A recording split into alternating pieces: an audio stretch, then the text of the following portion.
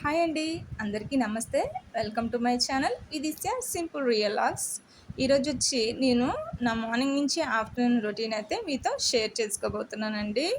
Morning ఇదిగోని లేవగానే మా వారికి నాకైతే టీ అయితే పెట్టుకున్నానండి. టీ తాగకుండా ఏ పని అయితే చేయాలనిపించదు కదండి ఎవరికైనా సరే. సో నేనైతే టీ అయితే పెట్టేశానండి. టీ ఈలోపు అవుతుండగా నేను మా పాపకైతే లంచ్ కోసమని రైస్ అయితే ఒక సైడ్ కూడా కడిగేసి వాష్ చేసి పక్కనైతే పెడుతున్నానండి. సో టీ అయితే అయ్యేలోపు రైస్ అయితే కుక్ అవుతుంది కదండి. సో అందుకనమాట నేనైతే రైస్ కూడా ఒక సైడ్ అయితే పెట్టేసుకున్నాను. నేను రైస్ అయితే నేను మామూలుగా కడిగే పెడతానండి. కొంతమంది వాటర్ మరిగిన తర్వాత అందులో రైస్ అయితే వేస్తారు. నేనైతే కడిగేసే పెట్టేస్తానండి. టీ తాగిన తర్వాత అయితే ఇంకా పాపకి లంచ్ బాక్స్కి రెడీ చేయాలని ఇంకా బీట్రూట్ అయితే ఫ్రై చేయమందండి. బీట్రూట్ ఫ్రై కర్రీలా చేయమంది. సో ఫ్రై అయితే ఎలాగవుతుంది కదా, సో అందుకనే నేను కొంచెం కర్రీ లాగైతే ప్రిపేర్ చేసుకోవడానికి అయితే ఆనియన్స్, పచ్చిమిర్చి అవన్నీ ఇక్కడ నేనైతే కట్ చేసుకుంటున్నాను. బీట్రూట్ అయితే కర్రీలాగా అయితే బాగోదండి. ఫ్రైలా చేసుకుంటే అది తినడానికి బాగుంటుంది అనమాట. కానీ మా పాప మరి బాక్స్కి అయితే కర్రీ అయితే ఉంటే బాగుంటుందండి. ఫ్రై అయితే అసలు కలుపుకోవడానికి బాగుంటుంది అనమాట. సో తను రసం కూడా ఎప్పుడు అసలు పట్టుకొని వెళ్దండి, రసం తిందు. ఇలాంటి వాళ్ళకి ఏం చేస్తామంటే కర్రీలా చేసి కొంచెం అది గ్రేవీలాగా ఉంచితే అది కలుపుకొని అయితే తినేస్తానండి. మా పాప కూడా అంతే, అది గ్రేవీలాగా ఉంచితే తినేస్తుంది అనమాట కలుపుకొని. రసం పట్టుకెళ్తే అసలు రసమే తిందు. సో అందుకనే నేను ఈరోజు కర్రీ అయితే చేస్తున్నానండి. బీట్రూట్ ఫ్రై అయితే చేయట్లేదు. బీట్రూట్ పీల్ చేసుకొని కట్ చేసుకుని ఇవన్నీ చేసేటప్పటికి రైస్ అయితే కుక్ అయిపోయిందండి. సో రైస్ని అయితే ఇంకా వాచ్ చేసుకుందామని స్టవ్ అయితే ఆఫ్ చేశాను. రైస్ కూడా ఒకవైపు వాచ్ చేశాను అనమాట.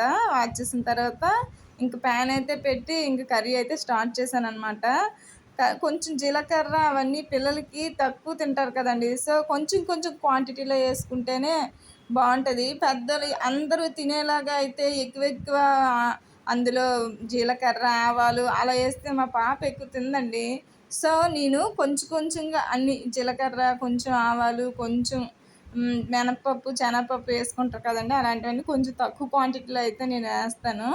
సో అవన్నీ వేసిన తర్వాత బాగా ఫ్రై చేస్తున్నానండి. ఫ్రై చేసిన తర్వాత బీట్రూట్ ముక్కలు అయితే వేసుకుంటున్నాను. బీట్రూట్ కూడా అది కర్రీకైనా అవి కొంచెం సాఫ్ట్గా వేగిన తర్వాతే వాటర్ అనేది వేసుకోవాలండి. అవి బాగా సాఫ్ట్గా ఆగక ముందు మనం వాటిలో వాటర్ అయితే వేస్తే కర్రీ అనేది పచ్చి పచ్చిగానే ఉంటుందండి.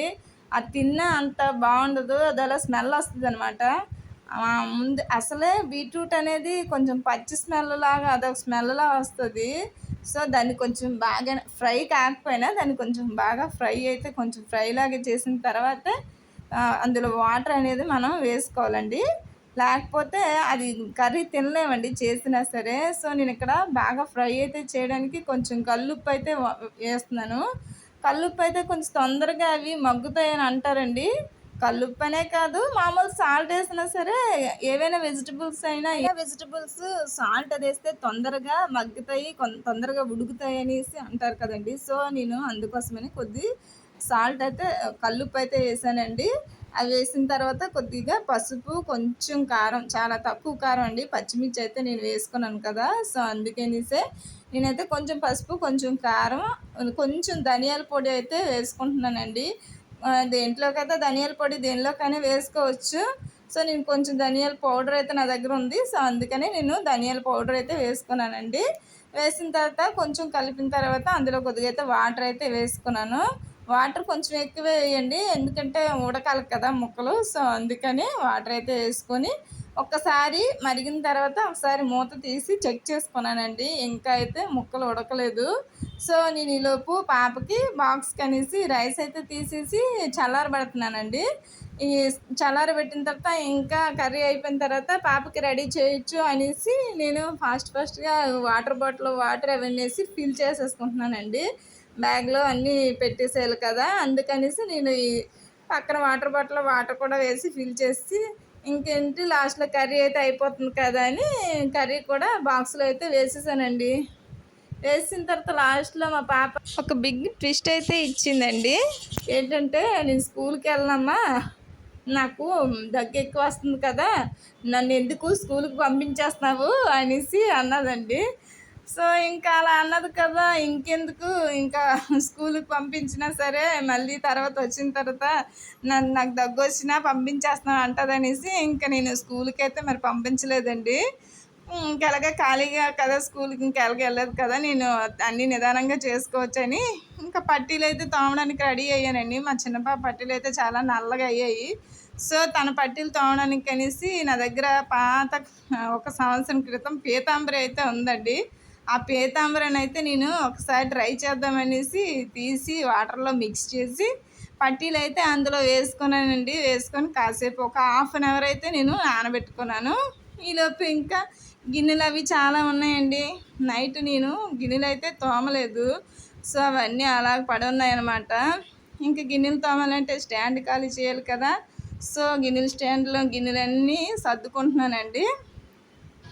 ఎన్ని సర్దినా సామాన్లయితే ఇంట్లో ఎన్ని సామాన్లుంటాయండి గిన్నెలైతే. మా ఇంట్లో చాలా గిన్నెలుంటాయి. మేమునేది తక్కువే కానీ ఎక్కువ సామాన్లయితే ఉంటాయండి. స్టీల్ గిన్నెలు అవన్నీ.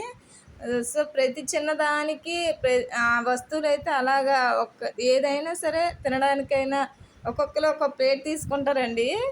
సో, ఎలాగైతే ఎక్కువ గిన్నెలయితే అవుతాయనమాట ఇంట్లో. అస్తమాటికి తోముకొనే ఉండాలండి. ఇలాగ చిన్న పిల్లలుంటే మరీ ఎక్కువ గిన్నెలయితే అవుతాయండి. ఇంకమ్మాయి అయితే ఇవాళ స్కూల్‌కైతే ఎళ్ళలేదు కదండీ! స్కూల్‌కైతే బంక్ కొట్టింది. సో, పెద్దమ్మాయి, చిన్నమ్మాయి కలిపి కుర్చీలో కూర్చొని ఆడుకుంటున్నారనమాట. నేను తోమే మధ్యలో ఎన్ని సార్లు ఎళ్ళానో తెలీదండి. ఎళ్ళి ఆళ్ళకి ఇద్దరికి గొడవలాడుకుంటే వద్దని చెప్పేసి ఎన్ని సార్లు ఆళ్ళ దగ్గరికెళ్ళైతే వచ్చానండి. మధ్య మధ్యలో బ్రేక్ అయితే చాలా సార్లు తీసుకున్నాను. ఓకే. అలాగే తను స్కూల్‌కెళ్ళదు కదా! అనేసి నేను కొంచెం లేట్‌గా కుక్కర్‌లో పప్పు, టమాటా అయితే చేస్తున్నానండి. రసం అయితే చేయలేదు ఈరోజు. పప్పు, టమాటాకైతే పప్పు బాగా వాష్ చేసుకున్నానండి. వాష్ చేసుకొని ఇటువైపు టమాటాలు అన్నీ కట్ చేసి వేసుకుంటున్నాను. నేను అన్నీ కుక్కర్‌లో పెట్టేస్తానండి. పప్పు వేసిన తర్వాత టమాటీలు, ఆనియన్స్, పచ్చిమిర్చి అయితే ఒకటే ఏస్తానండి. చిన్నపప్పు కూడా పప్పయితే తీస్తాను నేను. సో, అందుకనే ఒక పచ్చిమిర్చి, కొంచెం కారం, పసుపు, ఉప్పు, ధనియాల పౌడరు, ఆయిలయితే ఏస్తున్నానండి. అంటే చిమ్మకుండా ఉంటది కదా పైన విజిల్ అనేది వచ్చేటప్పుడు పప్పనేది బయటికి వచ్చేస్తది కదండీ పప్పులో వాటరు. సో, అలా రాకుండా ఉండాలంటే కొంచెం ఆయిలయితే ఏస్తే అది బయటికి చిమ్మకుండా ఉంటదంటారు కదా! సో, అందుకని నేనైతే కొంచెం ఆయిలయితే ఏశాను. ఆయిలేసినా బయటికైతే వాటరయితే వచ్చేస్తుందండి. సో, ఏమైందో లేదో మా కుక్కర్ ఏమైనా పాడైందేమో చూడాలి. ఈలోపు నేను ఈ పీతాంబరం ఎలా పనిచేస్తుందో చూడడానికి ఆల్రెడీ నేను 2, 3 టైమ్స్ అయితే వాడానండి ఇది. అప్పుడైతే బానే వదిలింది మురికైతే పట్టీలకి. పట్టీల కంటే ఈ పీతాంబరంతో రాగి వస్తువులైతే బాగా వదులుతాయండి. మరి రాగి బిందె కోసం అనేసి నేను ఈ పీతాంబరం అయితే కొన్నాను.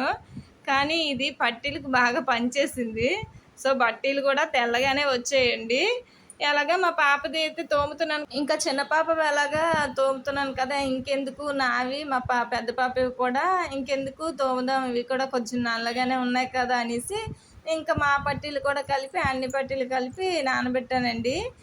అన్నీ తోమాననమాట. చాలా బాగా వచ్చాయి. మురికైతే పోయిందండి. కొంచెం బాగానే కనిపిస్తున్నాయి. ఇదిగోండి నేను మీకైతే చూపిస్తాను. ఇది మా పాప కర్చీఫ్ అండి. కర్చీఫ్ మీద అయితే చూపిస్తున్నాను. గోల్డ్ షాప్‌లో ఎలాగైతే పట్టీలు అమ్మేవాళ్ళు పెడతారో నేను అలా పెట్టాననమాట. ఇదిగోండి మా చిన్న పాప పట్టీలు ఎంత నల్లగా ఉండేవండి. ఇవి షాప్‌లో మళ్ళీ మార్చితే అసలు ఈ పట్టీలు బెండివి కాదా అంటారేమో అనుకున్నాను. కానీ ఈ పట్టీలు చూస్తే చూడండి కొత్త పట్టీలు ఎలాగున్నాయో అలా వచ్చాయనమాట. సో, పీతాంబరం పనిచేసిందండి. సో, చూడండి ఇక్కడ పెడుతున్నాననమాట. పాపవి, నావి అందరివి. కొంచెం ఆరుతాయి కదా అనేసి అలా పెట్టాననమాట. అవన్నీ అలా పెట్టిన తర్వాత ఇంకో పట్టీ అయితే చూడండి ఇది స్ట్రెయిట్‌గా ఉన్న పట్టీలయితే వంగిపోతున్నాయండి. అవి మళ్ళీ సరిచేస్తే ఇరిగిపోతాయేమోనని మరి అదైతే సరి చేయలేదు నేను. అలాగే ఉంచేసాను. పట్టీలు కాస్త అలా చూపించిన తర్వాత మీకు ఇంకా అట్లయితే కొంచెం తుడుస్తున్నానండి. తుడిచేసి ఇంకో పక్కన పెడితే అవి కొంచెం ఆరుతాయి కదా అనేసి నేనైతే వాటిని మీకు చూపించి తుడిచేస్తున్నాననమాట. తుడిచేసి నేనైతే సైడ్ పెట్టుకున్నానండి. ఈలోపే మీకు ఒక హెయిర్ ప్యాక్ అయితే నేను చూపించాలనుకుంటున్నానండి. నేను వేసుకునే హెయిర్ ప్యాక్ అనమాట. అది అందరికీ నచ్చాలని కాదు, నేను వేసుకున్నది మీకు ఒకసారి చూపిద్దామని. నేను వేసుకొని చాలా రోజులైతే అయ్యిందండి. సో ఫస్ట్ అయితే నేను సోక్ చేసిన మెంతులనమాట, ఫెన్గ్రిక్ సీడ్స్ అండి. అవి ఒక 3 స్పూన్స్, కరివేపాకు కొంచెం, పెరుగు ఒక 3 స్పూన్లు అయితే వేసుకున్నానండి. అంటే ఎవరి క్వాంటిటీ బట్టి అనమాట. ఎవరి తలకి పూర్తిగా పెట్టుకోవాలంటే కొంచెం ఎక్కువ వేసుకోండి. నేనైతే ఓన్లీ హెడ్కి ఒక కొంచెం చిగిర్లకైతే రాసుకుంటాను. సో అందుకని నేను 3 స్పూన్సే వేసుకున్నాను అనమాట. మీకు ఎవరికైనా ఎక్కువ కావాలంటే ఎక్కువ క్వాంటిటీలో వేసుకోండి. ఇదిగోండి, ఇప్పుడైతే నేను మీకు చూపిస్తున్నాను అనమాట. అలాగే అప్లై చేసుకుంటున్నాను. కుదుళ్ళకి బాగా పట్టించాలండి ఇవి. రూట్స్ అయితే రూట్స్కి బాగా పెడితే కదండి ఏదైనా పనిచేస్తుంది మనకి. సో నేనైతే రూట్స్కి బాగా అప్లై చేసుకుంటున్నాను. అది అప్లై చేసేటప్పుడు అయితే చాలా చల్లగా, హాయిగా, ప్రశాంతంగా ఉంటుందండి. అంత హాయిగా ఉంటుందో, పెట్టుకున్న తర్వాత చల్లగా ఉంటుందండి. సో నేనైతే అలాగా పెడతా ఉన్నాను. పెట్టుకున్న తర్వాత ఇంకా మీరైతే తలకి మొత్తం అప్లై చేసేసిన తర్వాత ఒక పాలిథిన్ కవర్ అయితే పెట్టుకోండి. అది ఫుల్గా ఆరిపోయిందంటే బాగా డ్రై లాగా అయిపోయి గట్టిగా అయిపోద్దండి. సో అలాగ ఆరకూడదు, తలకైతే పట్టాలన్నమాట. అలాగ ఆరకుండా పాలిథిన్ కవర్ అయినా ఇంకేదైనా మీ దగ్గర ఉంటే హెడ్ క్యాప్లు ఏమైనా ఉంటే పెట్టుకోండి. నా దగ్గర ఒక క్యాప్ అయితే ఉందండి. సో నేను ఆ క్యాప్ అయితే పెట్టుకుంటున్నాను. జుట్టంతా ముడేసుకున్న తర్వాత క్యాప్ అయితే పెట్టుకున్నానండి.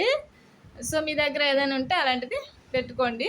పెట్టుకున్న తర్వాత ఒక హాఫ్ అన్ అవర్ తర్వాత నేనైతే హెయిర్ అయితే వాష్ చేసుకున్నానండి. బాగా ఆరిన తర్వాత మీకు చూపిస్తున్నానండి. ఓకేనండి, ఈ వీడియో కనుక నచ్చినట్లయితే please like, share and subscribe. ఓకేనండి, నెక్స్ట్ వీడియో అయితే కలుద్దాం. అంతవరకు బాయ్ బాయ్ అండి.